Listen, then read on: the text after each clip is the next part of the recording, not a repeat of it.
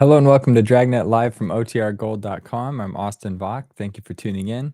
If this is your first stream, we're here every Monday, Wednesday, and Friday at 9 a.m. Pacific, listening to one episode of Dragnet until we've listened to all 310 episodes currently available. During each stream, you can participate in the chat by heading to the OTR Gold YouTube channel, which you can access by scanning this QR code above or going to the link in the ticker down below. If you haven't already subscribe to OTR Gold, please head over there as soon as you can, because after episode 100, which is 9 episodes from now, and only a couple weeks from now, OTR Gold will be the exclusive home of the Dragnet live streams, and I don't want you to miss any of them.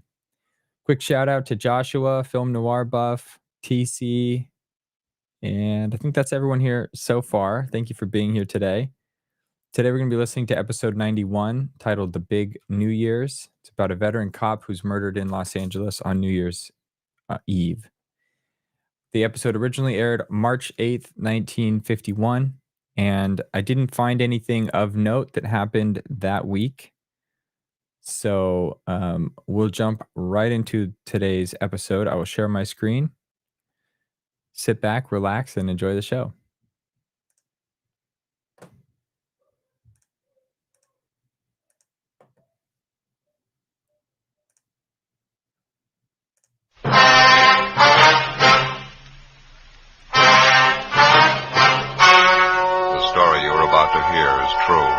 Only the names have been changed to protect the innocent.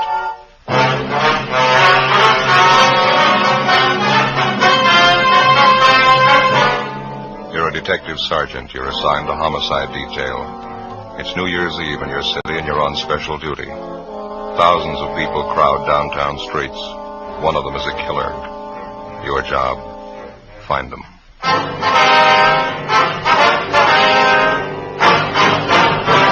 Dragnet, the documented drama of an actual crime. For the next 30 minutes, in cooperation with the Los Angeles Police Department, you will travel step by step on the side of the law through an actual case transcribed from official police files. From beginning to end, from crime to punishment, Dragnet is the story of your police force in action. It was New Year's Eve. It was cold in Los Angeles. We were working the night watch out of homicide, special duty. My partner's Ben Romero. The boss is Thad Brown, chief of detectives. My name's Friday.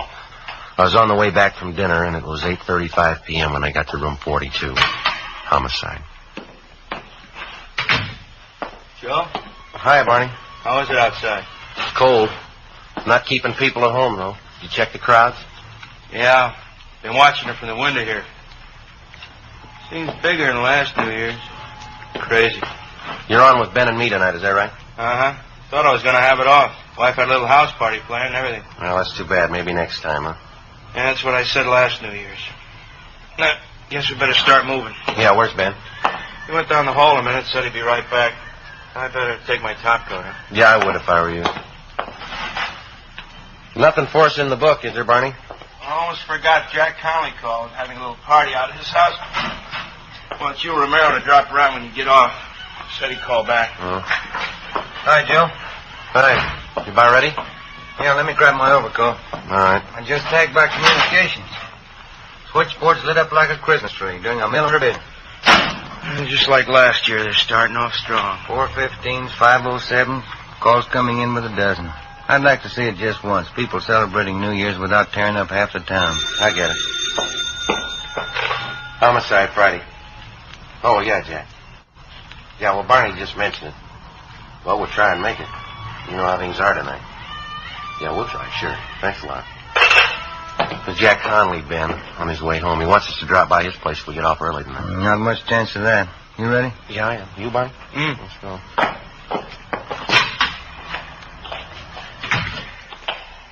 Guess you can't tell. You might get a break. Hmm? The crowds are starting in pretty early. Good chance they'll break and go home right after midnight. That should get us off early. And that was the idea last year, wasn't it, Ben? Yeah. What time did you get off? 6 a.m. Together with Sergeant Barney Luchek, Ben and I left the city hall and started to cruise to the southern end of the central area. As any police officer can tell you, New Year's Eve for him is one of the hardest working nights in the year. This one was no different for us. Within an hour, we'd had more than a half a dozen calls to check out. street fights, drunken driving, disturbing the peace. The usual complaints that you'd expect to get when a community of 3 million celebrates New Year's Eve. 9:43 p.m. We were cruising in the area of Alameda and Macy Street.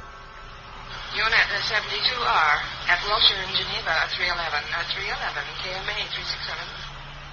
Roger, 72R. Unit 112 at 83 Naylor Avenue. See the man, keep the peace. KMA 367. No stopping him, huh? It's a big night. Smoke, Joe? No, no thanks. Attention all units in the vicinity at East Main and Darwin. An officer needs help. That looks like we got one, huh? Yeah. All units in the vicinity at East Main and Darwin. An officer needs help. KMA 367. I guess we better handle it, huh? All right. The next one to the left, Ben. We can go out Darwin. Well, I better call in. 80K to Control 1. 80K to Control 1. What's the matter? Well, I guess they're busy. 80K to Control 1. 80K to Control 1. Stand by, 80K. Attention, all units. All units in the vicinity. The call to East Main and Darwin is now a shooting. I guess you better push it, Ben. Yep. Got it down to the floor. All units in the vicinity. The call to East Main and Darwin is now a shooting. The call is now code 3, KMA 367. That's it coming up, Ben. East Main. Yeah. There's a crowd there on the corner. I guess you better pull up here, huh? All right. Come on. Yeah. Over by the light pole, Ben. Joe, man lying on the sidewalk. You want to check the crowd, Barney? Yeah, okay. Let us through here, please. Can we get through? Excuse me? Look, will you please get back? Move back, please. All right, come on. I wonder if you just move along. Just move along, man. Move along. That's Give us a right. little room to work. Thank you. Ben, Yeah, Joe? have a look here. Huh? No. That's Jack Connolly. That? He's dead. His full name is John Patrick Connolly, serial number 367. He was one of the veteran officers in Central Homicide. He lay face down on the pavement, one of his legs straddling the curbstone. He'd been shot twice at the base of his skull. There were 4 more bullet wounds in his back. Ben got to a phone, called Homicide, and told them what had happened. 24 cruiser cars and more than a half 100 men were immediately dispatched to the scene of the killing. They circled the area for a dozen blocks around and started a door-to-door search for the killer.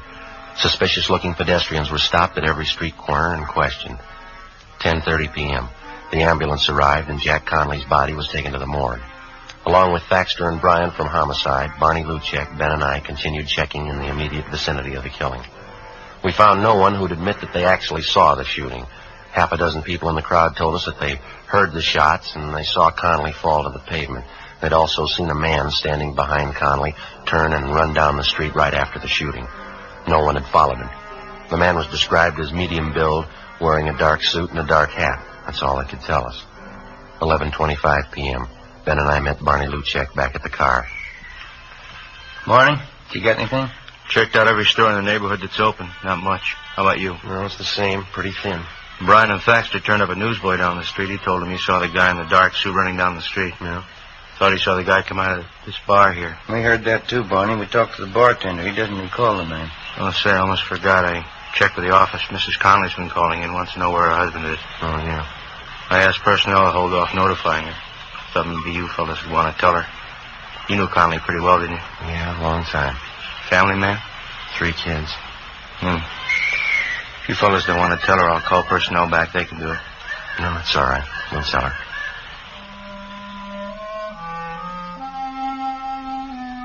11:40 p.m. Ben and I got in the car and headed out for the home of the slain officer, Jack Connolly. The house was on Ralston Avenue, just a few blocks from where Ben lived. We parked the car and started up the front walk. The lights were burning in the living room.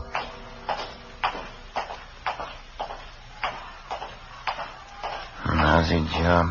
What? I said it's a lousy job. Yeah.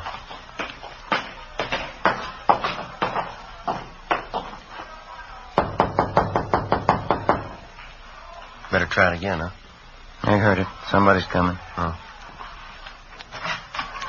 Hi, Joe, Ben. Hello, Betty. Hi, Betty. I'm sure glad you can make it. Everybody's here. Come in, come in. Okay. Thank you. I'm still waiting for that wandering husband of mine. If he's not here by midnight, he's going to be in the doghouse for sure. Here, let me take your coat. No, Betty, that's all right. I wonder if we could go back into the kitchen. We'd like to talk to you. What's the matter? Can't you stay long? Well, no, not too long. Oh, that's too bad. Well, come on back in the kitchen and I'll get you something. Maybe you can drop back later on. Jack should be here by then. He'd better be. Come on in. Either one of you seen Jack? That's what we wanted to talk to you about, Betty. What? You want to sit down, Betty? What is it, Joe? Tell me. Well, he had an accident. Where is he? I want to go see him. How bad an accident? Pretty bad. I want to go see him, Joe. If he's hurt, I want to see him. Couldn't be that bad, could it? Yeah. Oh, please, Joe. Please, not dead. Tell me, Joe, please. I'm sorry, Betty. Dear God. Oh, God. Want to give me a hand here, Joe? Yeah. Oh, she's white as a sheet. Be worse when she comes to. We better get a hold of the family doctor. No, we're going to have to wait. We'll never get through now. Huh? Phone lines are probably jammed. It's midnight. Oh, yeah. Happy New Year. 12:30 a.m. We finally got a hold of the Conley's family doctor, and he told us that he'd be over as quickly as possible. Some of Betty Conley's relatives at the party said that they'd look after things until the doctor arrived. Ben and I left the house and drove back to the scene of the murder. The house-to-house check of the entire area was still going on. There was no trace of the killer. 1:30 a.m. A low fog moved in over the city. Traffic began to thin out a little. The street crowds disappeared. 2 a.m. The search went on. A little before 2:30, a patrolman on foot located a taxicab driver in the neighborhood who claimed that he'd seen a man answering the killer's description just after the shooting. Ben and I went down the street to talk to the driver. He sat behind the wheel of his cab. It was especially equipped with shortwave radio to handle calls directly from the taxi company's dispatch office. Try to pass it on for whatever it's worth, officer. It happened just a minute or two before I picked up my last fare. What time was that? Do you remember? I'm remembering, too, and I got it right here in the waybill. Yeah, here we go. 9:48 p.m. I was parked just where I am now. Same old stand. I picked up a fare, drove them to North Main and Sotelo, and I came back here. My cab broke down. Lousy distributor. I've been waiting for the repair truck ever since.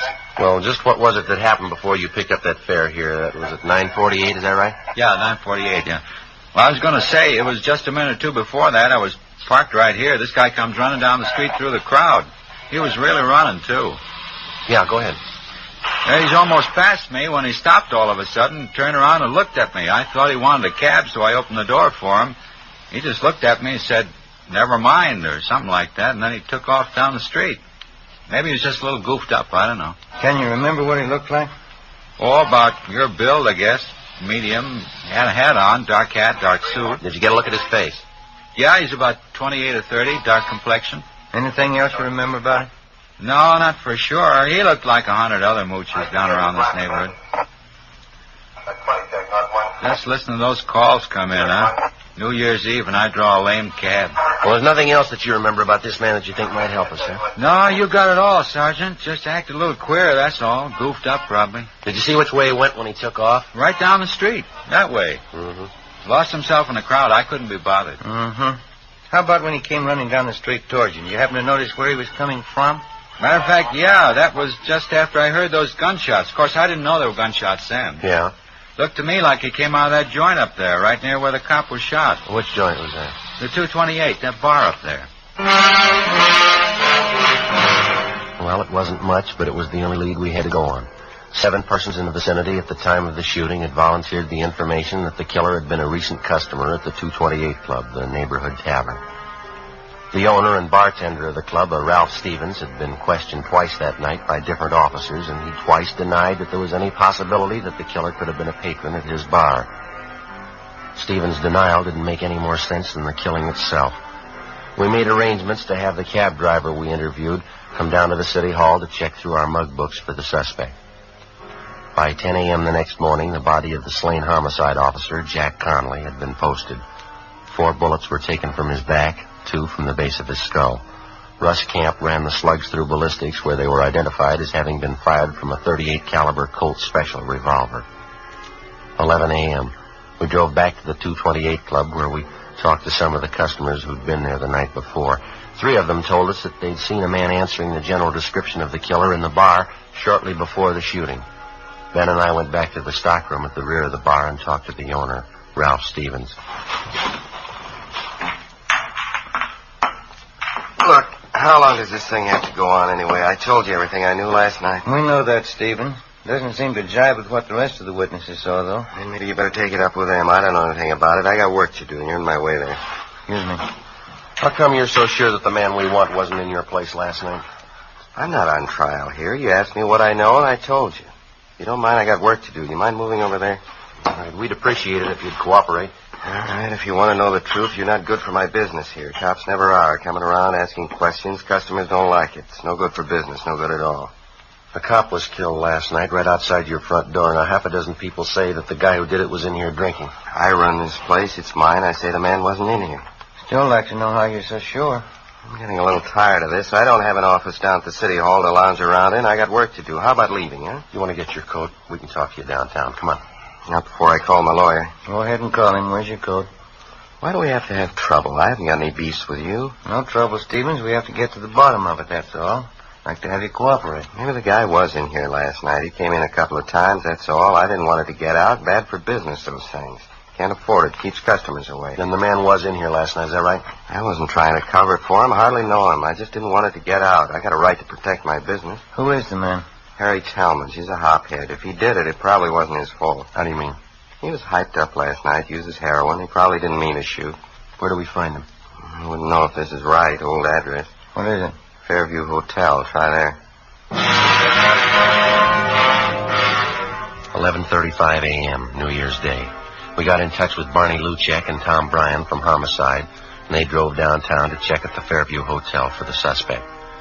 Ben and I finished questioning the owner of the 228 Club, and we went back to the office. 11:58 a.m., Barney Luchek and Bryan got back. Barney, what have you got? Fairview Hotel in South Grand. Was that the one? Yeah, did you find it okay? Yeah, I talked to the desk clerk. Talmadge registered there? Yeah, he was. Checked out 2 months ago. No leads.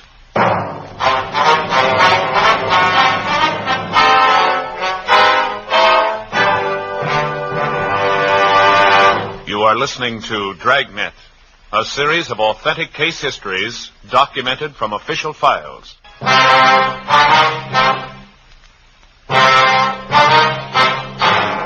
1 p.m. New Year's Day.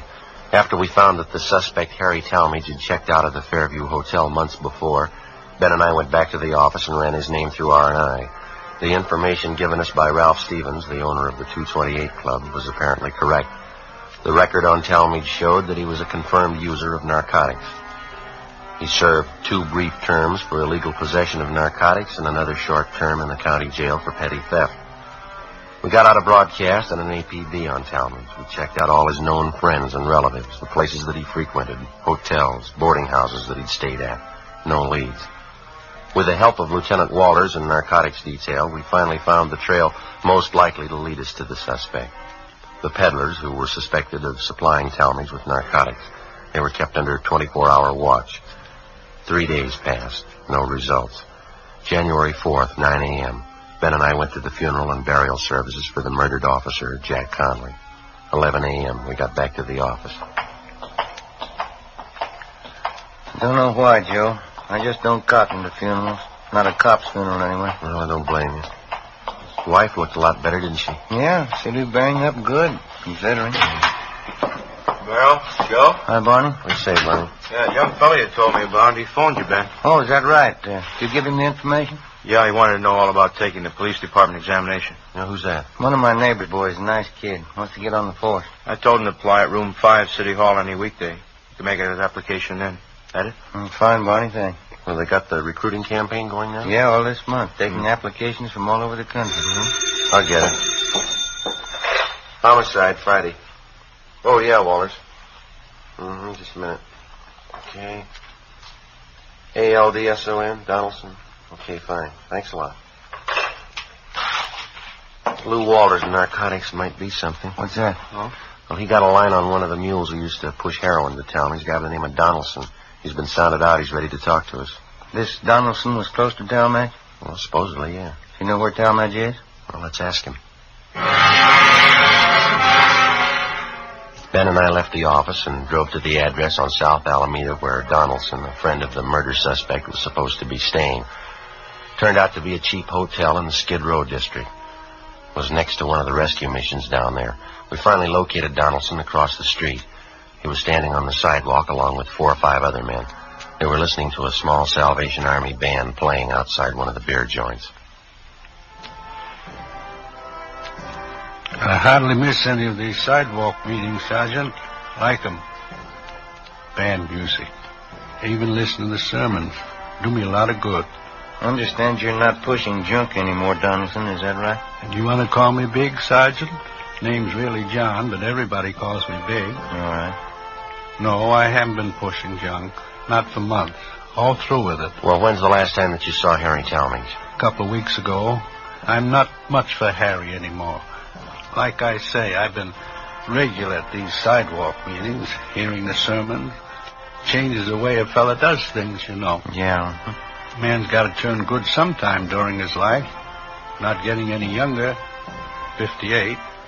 I figure it's time I start living by the word. Say, that's nice music, isn't it? Yeah. Do you have any idea where we might find Talmadge now? I might have a few ideas on it. I don't know. Say, I guess neither one of you fellas use snuff. No. Don't bother you, does it? No, go right ahead. That's all right. I know the last boarding house Harry stayed at, if that'll help any. Place on 12th Street. I can give you the address. Well, is he still there, do you know? I don't think he is, no. Matter of fact, I'm sure he's not. Wish Harry'd come around and see me. Like to get him interested in these sidewalk meetings. Get him listening to the sermons. Might help him. Did an awful lot for me. Yes, sir. Well, you say that you saw Talmadge about 2 weeks ago? Well, not quite 2 weeks ago. It was the day after Christmas. Came down to my hotel and wanted some money. I couldn't give him any. That's when he told me he was moving. Going to some rooming house up around the City Hall section up there. Did he mention any address? Not that I recollect, no. That sure is nice music, isn't it? Well, how about some of his other friends, Biggs? You think they might be able to help us? Well, Duke might help you. Harry and old Duke are still great friends. Duke sees him more than I do. Where do we find Duke? Well, you know the Penny Arcade down on South Main? Right down from the train depot there? Yeah. That's where Duke works. He's a janitor there. I've been trying to get Duke to come to the sidewalk meetings, too. He sure could stand it, old Duke. Well, thanks very much, Biggs. Not at all, Sergeant. Always glad to help out. Now, look at that now. All out of snuff. Say you couldn't see your way clear, could you? There you go, Biggs. That's sure Christian of you, Sergeant. I'll handle this just like a personal loan. It's all right, Biggs. Don't say anything about us talking to you, though, huh? Not to anyone. No, sir, I won't. You can trust me. Say, when you see Harry, give him a message, huh? Well, what's that? You tell him to come and see me. I want him to show up at these meetings, hear the sermons. It could change everything, Sergeant. Could give him a new life, new soul. Brand new soul for Harry. Think of that. Yeah, I could use one. 3 p.m. Tuesday, January 4th. We drove down to the Penny Arcade on South Main. Harry Talmadge's friend, Duke, wasn't there. The manager of the place gave us his home address, and we checked it out. Duke wasn't there either. We staked out at the place for the rest of the afternoon. Duke failed to show. At 6 o'clock that night, Barney Luchek and Brian from Homicide came out and relieved us. Ben and I had dinner at Johnny Copen's, and then we went back to the office. 7:20 p.m. Want to grab that, Joe? Yeah, I got it. Homicide, Friday. This is Luchek, Joe. Oh, yeah, Barney. Talmadge's friend just showed up here. We're talking to him now. Will he tell you anything? Yeah, you got a pencil. You better write this down. All right, wait a minute. Just a second. All right, go ahead. 1727 West Hoover, apartment 3.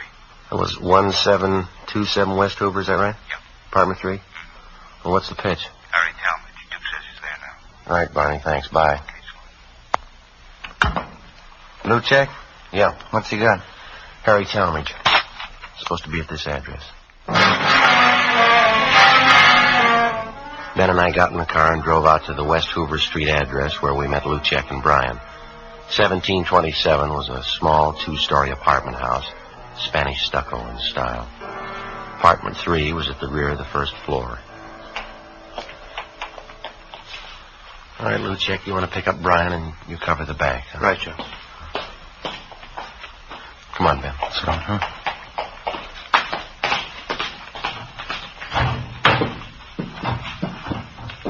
Get us up the stairs, huh? Mm-hmm.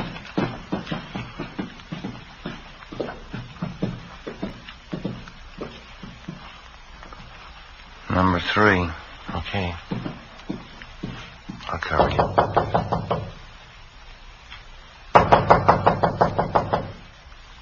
No sound inside.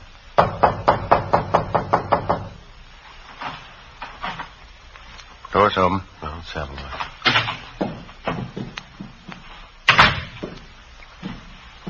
No, it's empty. You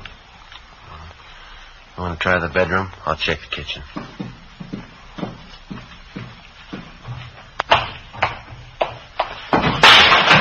Joe, in here! Wait! All right, Tommy. What's that? Got a gun, Joe. Grab it. All right. You're a cop. All right, come on, drop it. Drop it! My arm. I got it, Joe. All right, come on your feet. All right, get him in backing. All right. Come on, hold still. 38 revolver, Joe. Colt special. All right, how about it, Talmadge? It's mine. What of it? Where's your coat? I don't know. Why'd you kill him? Because I wanted to, that's all. He was a cop. Is that your only reason? I told you he was a cop. What's the difference? There's a big difference, mister. Why? I killed him. It's just one cop less. What's the difference? Ask his family. They'll tell you. The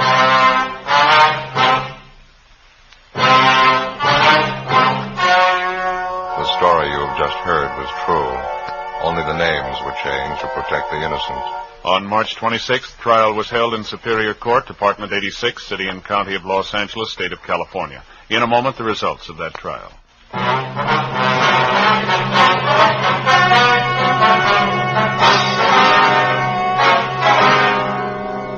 Harold Wesley Talmadge was found guilty of manslaughter by jury trial and was sentenced to the state penitentiary. He was paroled after serving 6 years in prison.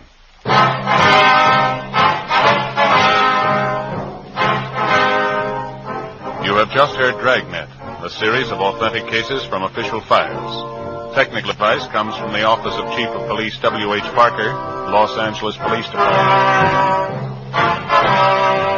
Fatima Cigarettes, best of all long cigarettes, has brought you Dragnet, portions transcribed from Los Angeles. Stay tuned for Counter Spy, more good mystery on NBC. You've been listening to the OTR Gold Network. Find more classic radio at otrgold.com.